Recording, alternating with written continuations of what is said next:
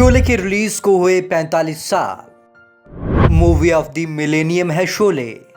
अब तक की सबसे बड़ी ब्लॉकबस्टर मूवी है शोले।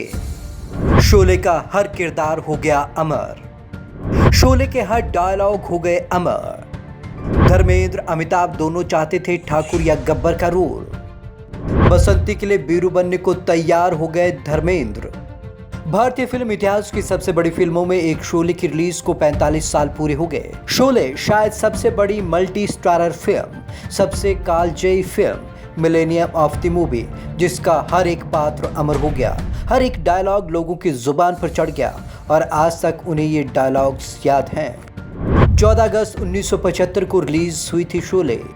शोले फिल्म के बारे में कहा जाता है कि 14 अगस्त 1975 को रिलीज हुई थी। हालांकि ये सही नहीं है। फिल्म 14 अगस्त को ही मुंबई के मिनर्वा थिएटर में रिलीज हुई थी। इसके बाद 15 अगस्त से देश के बाकी इलाकों में रिलीज हुई थी। तब फिल्में आज की तरह एक ही समय पर पैन इंडिया रिलीज नहीं होती थी, टेरिटरी के हिसाब से होती थी। तब अगस्त में या मुंबई, बंगाल और हैदराबाद के सेंटर पर रिलीज हुई, फिर दिल्ली और बाकी सेंटर पर या दीपावली पर रिलीज हुई थी। शुरू में क्रिटिक्स ने फ्लॉप करार दिया था। जिस मिनर्वा थिएटर में ये फिल्म सबसे पहले रिलीज हुई, उस थिएटर में ये 5 साल तक चली। रिलीज की शुरुआत में ट्रेड क्रिटिक्स ने तो फिल्म को पूरी तरीके से फ्लॉप करार दे दिया था।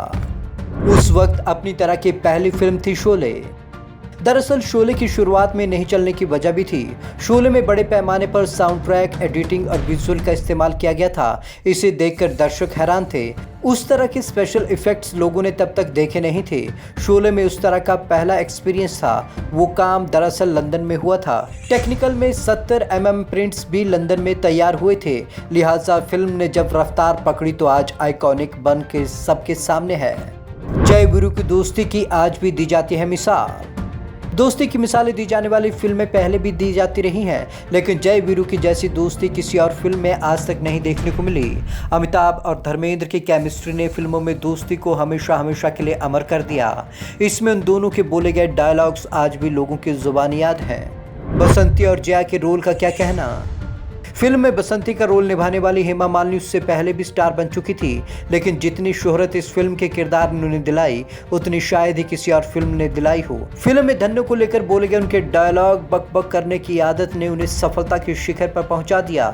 जया बच्चन ने फिल्म में एक विधवा का किरदार निभाया, इसलिए उनके पास बोलने के लिए ज्यादा डायलॉग नहीं थे, लेकिन उनकी आंखों का सूनापन और खामोशी ने सब कुछ बयां कर दिया। ठाकुर और गब्बर के क्या कहने। वैसे तो इस फिल्म में हर किरदार जरूरी लगता है, लेकिन ठाकुर की भूमिका निभाने वाले संजीव कुमार और गब्बर की भूमिका निभाने वाले अमजद खान ने फिल्म में जान डाल दी। यही दोनों इस फिल्म के केंद्र बिंदु थे। गब्बर से बदला लेने की ठाकुर की जिद ने ही इस फिल्म को हिट बनाया। गब्बर की बिना अधूरी थी शोले। शोले के सारे किरदार एक तरफ और गब्बर की भूमिका निभाने वाले अमजद खान एक तरफ रख दिया जाए तो शायद वे सब पर भारी पड़े। दर्शकों ने ऐसे खूंखार डाकू फिल्मों में उससे पहले नहीं देखे थे। फिल्म में एंट्री करने पर बोला गया गब्बर का डायलॉग कितने आदमी थे, लोगों को आज तक याद है। अमर हो गए शोले के डायलॉग। यूं तो पहले भी फिल्मों के डायलॉग चर्चित होते रहे हैं, लेकिन शोले भारतीय इतिहास की पहली फिल्म है जिसके तकरीबन हर किरदार द्वारा बोले गए डायलॉग उन्हें आमर कर चुके हैं।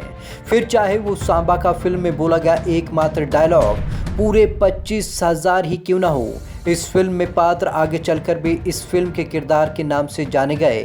कालिया का बोला गया डायलॉग सरदार मैंने आपका नमक खाया है, या असरानी का हम अंग्रेजों के जमाने के जेलर हैं, या फिर जगदीप का मेरा नाम सूरमा भोपाली ऐसे ही नहीं है जैसे डायलॉग्स और उनके किरदारों के नाम अमर हो गए। अमिताभ और धर्मेंद्र दोनों चाहते थे गब्बर का रोल। ये वो फिल्म थी जिसमें हर कोई एक दूसरे का रोल निभाना चाहता था। धर्मेंद्र और अमिताभ दोनों चाहते थे कि ठाकुर या गब्बर का रोल निभाने को मिले। धर्म जी ने तो ठाकुर न मिलने पर गब्बर भी अटेम्प्ट किया था, क्योंकि वो बड़ा ही कलरफुल रोल था। इस पर रमेश सिप्पी ने उन्हें कहा कि अगर आप करना चाहते हैं तो करिए, पर बाद में मत कहिएगा कि हेमा मालिनी का क्या हुआ। तब जाकर उन्होंने वीरू का रोल स्वीकार किया। रियल लाइफ से प्रेरित था गब्बर का कैरेक्टर।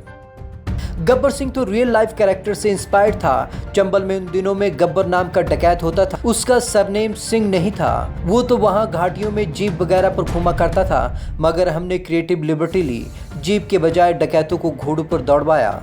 घोड़ा खूबसूरत जानवर है, उसकी सवारी अलग समा बांधती है। एक नहीं अनेक फिल्मों से ली गई शोले की प्रेरणा। यह फिल्म सिर्फ सेवन समुराई से इंस्पायर्ड तो नहीं थी, हमने वह फिल्म उस वक्त देखी भी नहीं थी, उसके बारे में सुना भर था। सेवन समुराई से इंस्पायर्ड होकर एक फिल्म बनी थी मैग्निफिसेंट सेवन। हम एक फिल्म से इंस्पायर नहीं हुए, वो जॉनर फिल्म का था। शोले की स्पेलिंग बदलकर टाइटल इस्तेमाल किया। इस फिल्म का टाइटल बी.आर. चोपड़ा की फिल्म शोले से आया था। वो एक मैच्योर लव स्टोरी थी, बहुत बड़ी हिट नहीं थी, पर हमें वो टाइटल बहुत पसंद आया। उनकी शोले की अंग्रेजी स्पेलिंग के अंत में ले था, हमने उससे बदल दिया, हमारी स्पेलिंग के लास्ट में आया ले था। Bureau report, Punjab Kesari TV, Chandigarh.